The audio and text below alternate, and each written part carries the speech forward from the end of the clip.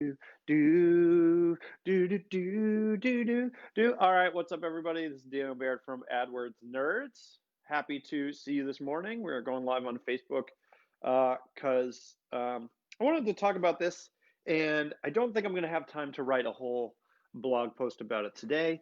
So I want to go live, and I want to talk to you a little bit about real estate investing, motivated seller keywords.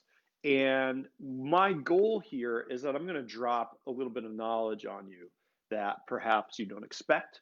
And I'm going to hopefully, hopefully give you some tools that you can use that are going to really make you a lot of money long term and are going to save you a lot of money in the short term.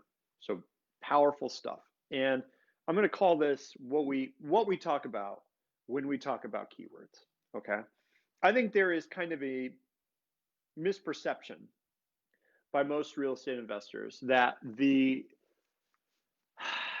key to finding motivated seller leads online, either if you're doing pay-per-click via AdWords or you're doing search engine optimization in Google or Bing or whatever, the key to that is finding the right keywords, right? If only I can find these secret keywords that motivated sellers are searching for, I'll be able to target an ad on those keywords and I'll get in front of those motivated sellers and I will get their leads and I'll make a bunch of money. And I've just got to find the right keywords, the keywords that nobody else knows about, the secret keywords, right? And this is one of the reasons that, like, one of the most popular things that people ask me for, the most common things that people ask me for is a keyword list. And AdWords Nerds actually never published a keyword list before. We've never published one as an opt-in or anything like that. And that's because I think keywords are a little bit misleading. And I'm going to tell you about why. Now, I will say that we are actually going to offer for the first time a keyword list to real estate investors. We're going to put it out for free. We did a ton of statistical analysis. We found the top 20% of all keywords in terms of profit generated. So these are the most profitable motivated seller keywords on Google. We found them. We're going to publish them. And if you want that, you can just leave a comment below and I'll send it to you when it comes out. It should come out in a couple of days. But just leave a comment below and I'll send it to you. You don't have to opt in or anything like that. I'll give it to you. But I said that it's a little misleading, and here's what I mean by that. First of all, it's kind of a myth that there are some kind of secret keywords that people don't know about. Okay. I don't think it's the case that there's some magical keyword that no one's thought of yet that most motivated sellers are typing in and we're going to find a bunch of cheap leads there. That just isn't where the money is. There's a lot of money there in Google AdWords and SEO, but I don't think it's really in this kind of like fine tuning of keyword selection. And here's why. That whole idea that there's some kind of secret keyword where there's a bunch of money to be made, it comes from this idea of long tail and short tail keywords. And this is something that was popularized in a lot of different industries in both search engine optimization and pay-per-click. And the idea goes like this. The short tail keywords are the ones that like everybody searches for, right? Nike shoes, right? Millions of people are searching for that, right? Uh, Flat screen TV. Tons and tons of people searching for flat screen TV. And what do we notice about those keywords, right? They're short. They're short. They only got a couple words in them. And they just kind of cover a wide variety of stuff, right? Flat screen TV, there's like what size, what brand, like there's a million different variables in there, right? Nike shoes is like, well, we're men or women, athletic or style, expensive or cheap, black or white. Like a million different variations within this short tail keyword. Now, the opposite of a short tail keyword is a long tail keyword. What is a long tail keyword? Long tail keyword tends to be rarer. It's got less searches for it overall. So this might be like black men's Nike shoe size 11. That's got a whole bunch of words in it, and probably not a ton of people are searching for that every single day, right? Samsung flat screen TV, 80-inch wide at Best Buy. Okay, less and less people searching for that. Every time I add an additional word and I make this kind of keyword longer and longer and longer, it gets rarer and rarer with smaller volumes of people searching for it. Makes sense, right? Now, if you are Nike or you're Samsung and you are targeting these keywords, right? If you target Nike shoes, you target flat screen TV, you get a lot of competition. Everybody knows that's where the traffic is. Everybody knows that's what people are searching for. So a lot of people compete for it, and they tend to be expensive and tends to be quite competitive, right? But if you go after the long tail, if you go for the Nike size 11 black, men's athletic shoe or whatever, you target that really long keyword that's a little bit rare, well, you still get really good traffic for it. Those people are really specific in what they want. They tend to buy. That's a really good lead. And there tends to be very little competition, right? Because who else is targeting this like 9-word keyword, right? Probably very few people. So this is the whole idea of like long tail, short tail. What strategy are you going to use? You're going to use short tail strategy. You're going to use a long tail strategy. So this is kind of where this like search for hidden keywords, secret keywords, sort of long tail keywords comes from. Now, there's nothing wrong with that. And in fact, that's a strategy that works really, really well in many industries, but it doesn't work super well in real estate investing. I'm not saying it doesn't work, but it doesn't work anywhere near as well as some people think it does. Why is that? Well, real estate investing is already a low volume market. If you think about everybody that's selling their house this month, right? So take any city in the United States, let's say it's Chicago or whatever. Everybody that's selling their house in Chicago, everybody that wants to sell. And out of that, you take the percentage of people that are motivated to sell, meaning they want to sell. Not only do they want to sell, they're going to sell at 70 cents on the dollar or whatever your favorite deal margin is.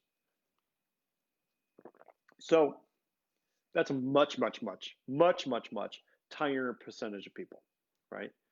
Quite small. Now, when you take that percentage of people, I don't know how many people it is. Let's say it's 10,000 people. I don't know what it is, right? Then you take the percentage of people in that group that are going to search on Google this month, smaller percentage than we started with, right? But, less people, right? And then you divide those people up among everything that they search for. So you got the people that say, sell house, sell my house fast, sell my house fast now, sell my house, blah, blah, blah, blah, blah. Every single keyword variation. The vast majority of those people are going to search for sell my house, right? It's not rocket science. They know what they want. They want to sell their house. They say sell my house. People basically type their wishes into Google, right? Now, you've got people that search for weirder variations of that. Sell my house fast, a good example. It's a weirder variation of sell my house.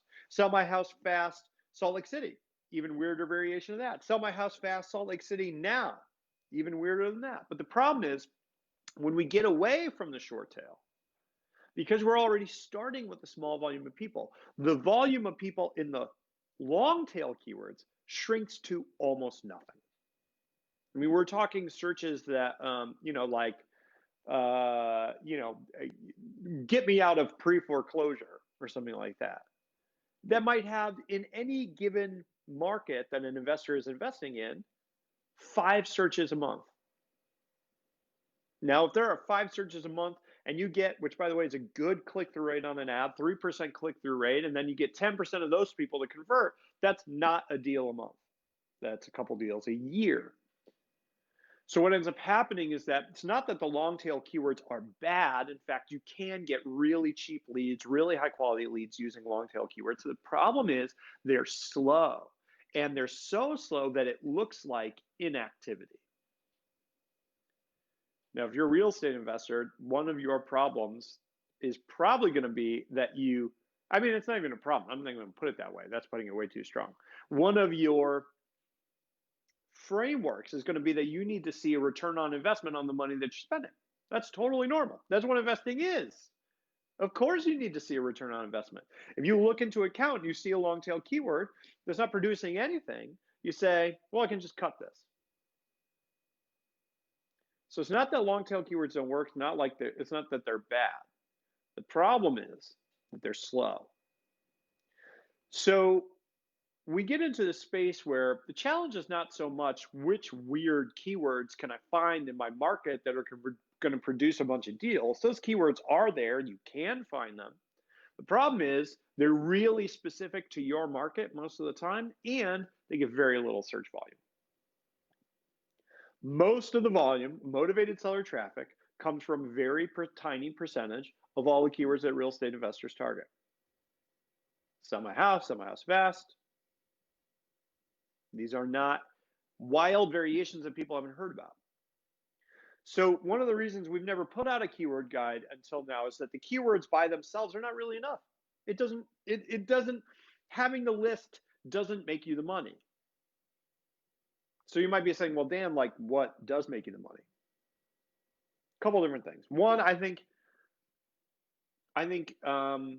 consistent and well-timed and knowledgeable management. AdWords, when you get into it, is very much a bid management market. We are constantly bidding against other investors. We have to constantly understand what our return on investment is. We have to work our bids up and down to find the ideal spot, the ideal intersection between the volume of leads that we're getting and the cost that we have to spend to get them. So that's one, consistent management. Two, I think it's understanding what you don't want. Negative keywords are kind of like the opposite of keywords in AdWords in the sense that we tell Google what we don't want. I don't want, if someone types in sell my house, okay, that's awesome. But if someone types in sell my house in the video game Grand Theft Auto, well, I don't want that person.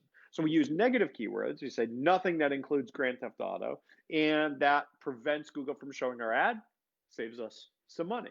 So negative keywords are incredibly important. And then I think the third thing that's incredibly important is understanding how to efficiently target long tail keywords and how to value them. One of the things that we're doing in our keyword guide, which we're putting out, is I'm including the top 20% of the most profitable keywords. I'm including our complete in-house negative keyword list that's going to save you money, so make you money, save you money.